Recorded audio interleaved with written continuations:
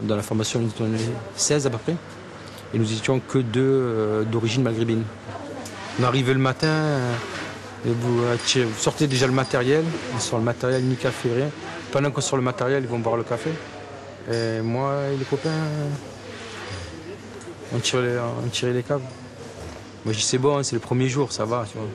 La fin de semaine, toujours là, je dis bon, la semaine prochaine, ça là, à mon avis, ils vont me faire sortir de là, tu vas faire autre chose, je sais pas, tu veux. Ouais, j'ai fait autre chose. De l'autre côté, la même chose. D'un trou à un autre trou.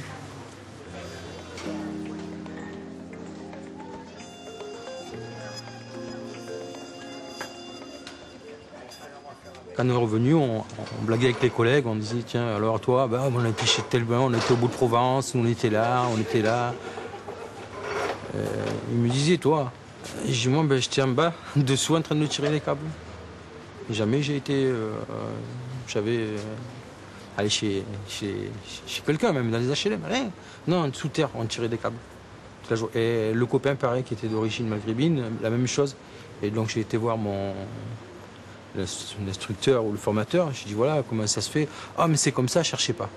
C'est bon, je suis un rebeu, c'est bon, ils ne veulent pas de moi. Qu'est-ce que. Voilà, j'ai pas la gueule, quoi. J'ai pas la gueule chez les clients. Le client va avoir une gueule, ça veut dire que le client va avoir une gueule d'arabe, il va lui voler chez lui, il va revenir le week-end avec la fourgonnette de location, il va lui vider sa maison. Alors, j'ai dit c'est bon, ça là, ben, t'as tout compris, et j'ai arrêté la formation.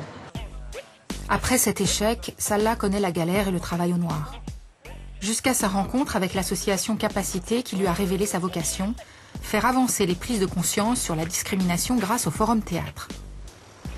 Il part animer un atelier pour la mission locale d'Avignon avec la déléguée régionale de la HALDE. L'objectif de cet atelier est d'identifier les actes discriminatoires et éviter les amalgames. Comme un pied de nez à ce qu'il a vécu, Salah joue la comédie avec conviction. Ah, ok. En voilà une. Ouais. Allô? Bonjour, je vous téléphone pour l'annonce voilà, de commis de cuisine. Pardon? Ouais? Ah oui, j'ai fait l'école hôtelière. Oui, oui. Pardon, mon nom? Ben Achour. Ah bon? D'accord. Merci. Au revoir. Elle me prend pas pour un débile, elle. Je viens d'appeler, c'est 8h, l'offre elle vient juste. Ah non, pas bon ça. Qu'est-ce que je fais? Putain. Ah, je la rappelle, je m'en fous. Eh, s'il vous plaît. Putain. Bon, bref. Allez. Allô? Bonjour. Oui, je vous téléphone pour l'annonce de 135. Oui, commis de cuisine. Pardon? Dumoutier. Oui, François. Pardon?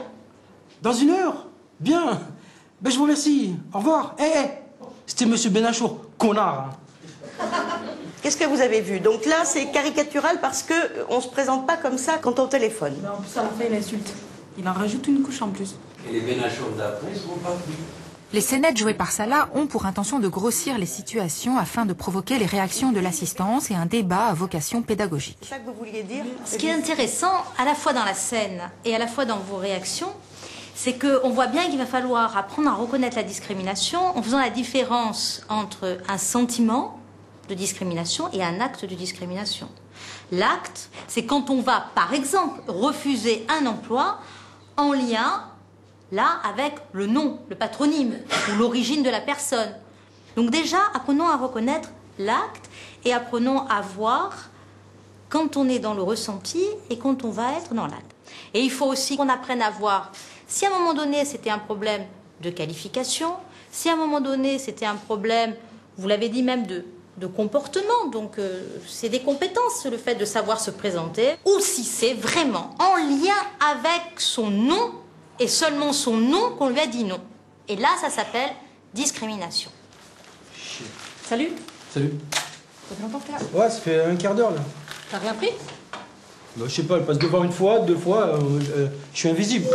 Comment ça, t'as invisible? Ouais, c'est bon. Mademoiselle, s'il vous plaît. Oui, j'arrive tout de suite.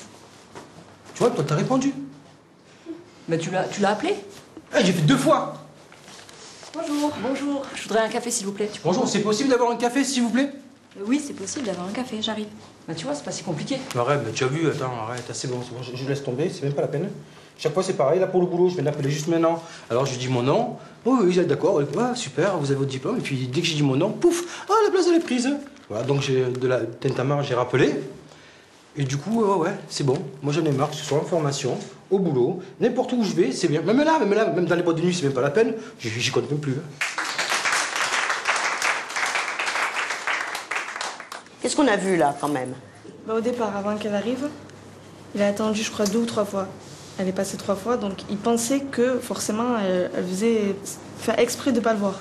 Quand elle est arrivée, les faits sont là. Moi je pense pas, je pense plutôt que la personne pouvait être occupée à servir. Elle était occupée à servir? Voilà, donc je pense pas que ça soit forcément de la discrimination.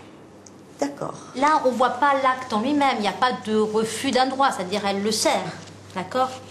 Dans la discrimination, même, allez, je vais à outrance, je vais très loin. Il y a le racisme existe, l'homophobie existe, le sexisme existe. S'il y a des injures, par exemple raciales, c'est un délit. On peut aller porter plainte auprès du procureur dans un commissariat. Mais ce n'est pas forcément de la discrimination. Parce que ce que je vous expliquais tout à l'heure, c'est que pour que ça soit de la discrimination, il faut non seulement qu'on soit traité de manière différente, alors qu'on peut comparer les situations, en lien par exemple donc, avec un critère, donc là comme le patronyme ou l'origine, mais il faut que ça produise une rupture d'un droit. C'est pour ça que j'ai pas mon logement, c'est pour ça qu'on m'a refusé un service, c'est pour ça que j'ai pas mon emploi, c'est pour ça que j'ai pas eu ma mutation, mon affectation, d'accord? Donc on n'est pas dans le champ du propos. La loi, d'un point de vue psychologique, elle sert à ne pas laisser se répandre un sentiment d'impunité. C'est-à-dire qu'il n'y a rien de plus terrible quand on appartient à un groupe ou quand on est victime d'un comportement négatif, quel qu'il soit, que ce soit au niveau individuel ou collectif. Il n'y a rien de plus terrible que d'avoir le sentiment que dans la société dans laquelle on vit et à laquelle on appartient, ce comportement peut être impuni. C'est-à-dire que ça, c'est extrêmement important et la loi doit jouer ce rôle-là, de donner le sentiment aux gens qui sont victimes de discrimination qu'il existe une structure, un lieu physique et une méthode pour réparer l'injustice que l'on a vécue. Après les lois de 2001 qui font de la discrimination un délit passible des tribunaux, de 45 000 € d'amende et de 3 ans d'emprisonnement, la deuxième étape déterminante dans la lutte contre les discriminations en France est la création de la HALD en 2004. Cette autorité administrative indépendante recueille les réclamations, conseille et accompagne les victimes de discrimination dans leur démarche. Haute autorité, bonjour. Sur les 7800 réclamations enregistrées en 2008, la moitié concerne l'emploi. Le premier travail des agents de la plateforme de la HALD, écouter, expliquer comment constituer son dossier, mais aussi faire le tri des appels reçus. Les personnes, en règle générale, appellent pour notifier, pour nous indiquer qu'ils sont victimes d'une discrimination. Des fois, effectivement, ils confondent vraiment la discrimination et le racisme, ou juste des contentieux qu'ils ont avec des personnes, ou même au niveau de leur travail, mais qui ne relèvent pas des critères de compétence de la HALD, en fait. Une fois les réclamations de discrimination jugées recevables, la HALD les instruit grâce à son pouvoir d'enquête.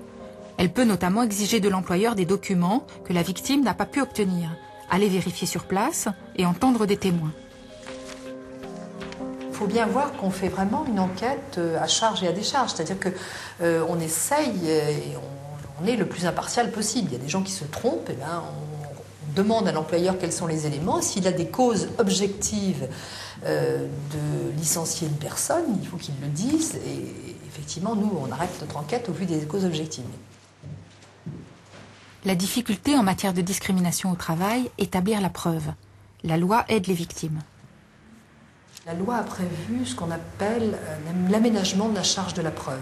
La loi dit la personne qui s'estime discriminée doit invoquer les faits et expliquer pour quelle raison elle s'estime discriminée. Et il appartient à l'employeur de rapporter la preuve inverse, c'est-à-dire de dire non, je n'ai pas nommé cette personne, non pas parce qu'elle est une femme, mais parce que ses compétences ne sont pas suffisantes, et c'est à lui de faire la démonstration de ce que les compétences ne sont pas suffisantes et de ce que sa décision de ne pas nommer repose sur des éléments objectifs et proportionnés.